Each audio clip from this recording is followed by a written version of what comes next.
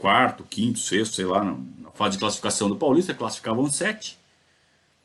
Formou-se o mata-mata. Mata-mata não, 2 quadrangulares. Quadrangular do Palmeiras, Guarani, São Paulo e Mogi. Aliás, o que caía Guarani e São Paulo em quadrangular com o Palmeiras era uma grandeza, né? Todo quadrangular semifinal ali tinha Guarani e São Paulo. Aí tinha, ou era Ferroviária, ou era Mogi, mas sempre tinha Guarani e São Paulo. E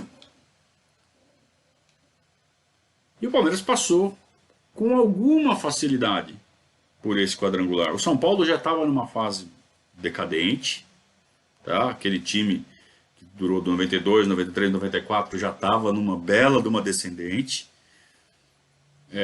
O Guarani tinha Djalminha e Luizão jogando bola. Acho que o Amoroso ainda estava também, não me lembro bem. Mas não dava para bater de frente com o Palmeiras. E o Palmeiras chegou na final, né? Deu uma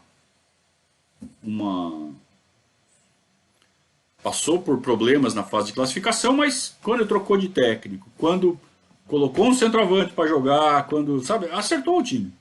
E o Palmeiras passou bem por esse quadrangular. Cresceu. O único problema é que a Internazionale de Milano começou não, veio com tudo para cima do Roberto Carlos. E o Roberto Carlos pirou. O Roberto Carlos saiu de órbita. Perdeu o foco, perdeu a concentração. O reserva do Roberto Carlos era o Wagner. O Wagner era um coringa, tanto na mão do Luxemburgo quanto na mão dos outros técnicos. Ele jogava preferencialmente de lateral esquerdo, mas ele também jogava na zaga, jogava de volante, jogava até de meia. Sempre que precisava um aqui, põe o Wagner, né? Tanto que ele fez mais de 100 jogos com a camisa do Palmeiras, mesmo sendo reserva. Nunca foi titular do Palmeiras, em momento nenhum.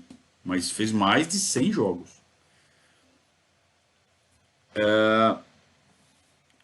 Então, entre jogar com o Wagner e o Roberto Carlos com a cabeça na lua, a escolha do Carlos Alberto foi colocar o Roberto Carlos com a cabeça na lua. Eu acho que qualquer um de nós teria feito o mesmo. E chegamos no final de julho com 2 semanas de arrebentar. Você tinha, no meio da semana, jogo contra o Grêmio em Porto Alegre. No final de semana, primeiro jogo da final do Paulista contra o Corinthians, derby. No meio da semana, jogo da volta da Libertadores contra o Grêmio. E no fim da semana, finalíssima do Paulista contra o Corinthians. O Palmeiras bicampeão paulista. O Palmeiras que estava dando pau no Corinthians em tudo que é final. Pau, dando pau. Batendo na cara, né? Daquele jeito que eu falei. E mais uma final.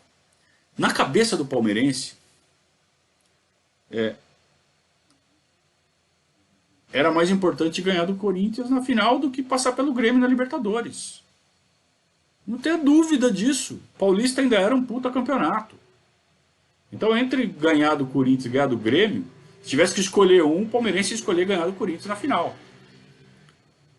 Não é que deu pouca importância para o jogo contra o Grêmio, mas o Palmeiras não entrou com todo o foco possível lá na partida em Porto Alegre. Mas, de qualquer forma, foi para a briga. Literalmente. Então, eu até lembro de ter comentado algumas semanas atrás aqui mesmo sobre esse jogo. O Palmeiras já começou tomando 1-0, Sérgio no gol. Veloso, não me lembro por que não jogou. O titular do Palmeiras era o Veloso, mas naquele jogo jogou o Sérgio. Veloso vivia se machucando, também tem isso, né? E o Sérgio sempre foi o Sérgio, né? Sempre foi um... O Sérgio, ele foi titular do Palmeiras, titular mesmo em 93. Só.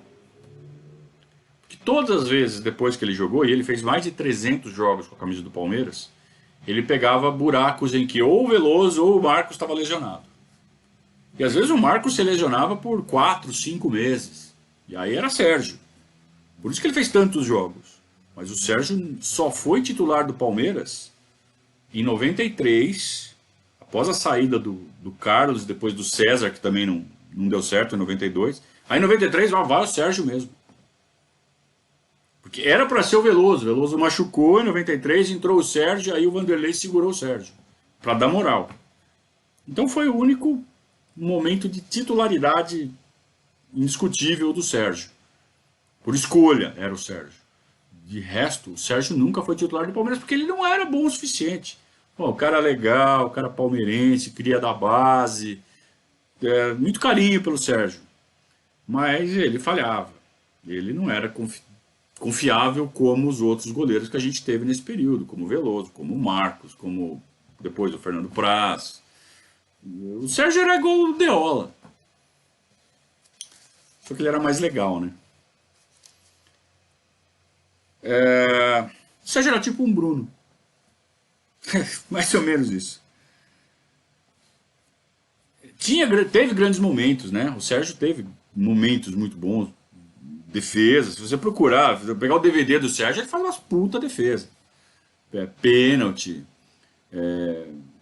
Pegou um pênalti do Luiz Fabiano, vocês devem se lembrar, em 2004, quando o Luiz Fabiano estava para sair para a Europa, a despedida do Luiz Fabiano no Pacaembu, o Palmeiras ganhou de 2-1, ele pegou um pênalti do Luiz Fabiano, 2 gols do Wagner Love. Mas não era nada disso, o Sergião, né? E o Sergião entregou a paçoca naquele jogo. Mas não foi só culpa dele. Como eu disse, o Grêmio saiu na frente por 1-0. E aí o juiz chamado Cláudio Vinícius Cerdeira. Nunca esqueçam esse nome, hein? Cláudio Vinícius Cerdeira. Expulsou o Rivaldo. Num lance de jogo ali, normal. Com 13 minutos de jogo, ele tira o Rivaldo do Palmeiras num jogo de Libertadores na ida. Quer dizer, ele tira todo o jogo da ida e toda a volta, né? Expulsou o Rivaldo. Claramente era essa a tática do Grêmio.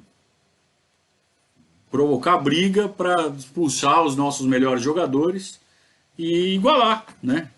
O nível técnico. Deu 30 e poucos minutos, briga. O Valber, que era esquentadinho, caiu na pilha do Dinho. O Dinho, volante que era de São Paulo, foi pro Grêmio. Filipão, filipou, né? Aquele jeito dele, a gente sabe muito bem, a gente usou bastante desse jeito do Filipão. E ele botou fogo no estádio. Estourou a briga. O Valber com o Darley e o Dinho. Então era para ir os três. Era para tirar o Valber, tirar o Dinho e tirar o Darley. O Darley goleiro do Grêmio. O Darley deu voadora no Valber. Sabe o que aconteceu com o Darley? Nada. Então ele tirou o Dinho e tirou o Valber. Aí ficou 10-9. Isso com 30 e poucos do primeiro tempo. E o Darley não foi expulso. Então o Grêmio ficou com 1 a mais. E o Palmeiras ficou sem seus 2 articuladores do meio campo. O Valber e o Rivaldo. Ficou sem meio campo. E aí o Grêmio deitou. Então foi 5-0 pro Grêmio. 5-0. Quando que o Palmeiras ia perder de 5-0 para alguém? Nunca.